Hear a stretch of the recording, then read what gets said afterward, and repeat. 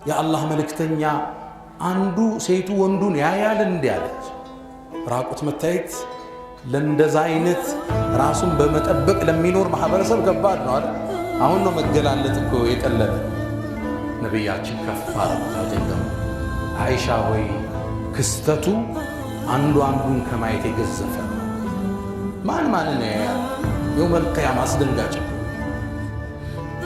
ነቢዩ ግን አስከተሉ። መጀመሪያ ልብስ የሚለብሰው ኢብራሂም ዓለይሂ ሰላም። ይህን ደረጃ እያችሁ ለምን ኢብራሂም ልብስ ለበሰ? ለአላህ ዲን ብሎ ለተውሂድ ብሎ እጁ ተጠፍሮ ሳት ለብሶ ለቀናት ተቀምጧል። ለአላህ ሲል የለበሰውን ሳት አላህ የውመል ቂያማ መጀመሪያ በመልበስ ይክሰዋል።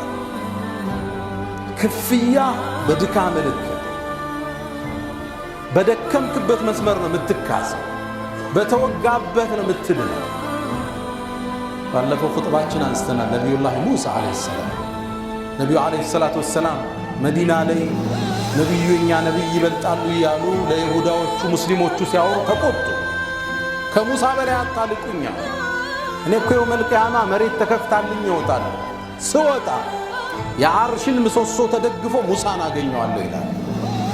ከኔ በፊት ወጥቶ ይሁን አሊያም ይላሉ ነቢዩ ዓለይሂ ሰላቱ ወሰላም ጡሩ ሲና ተራራ ላይ አላህ በብርሃኑ ሲገለጥ ተራራው አመድ ሲሆን ፈኸረ ሙሳ ሰዒቃ ሙሳ ራሱን ስቶ ወድቋል።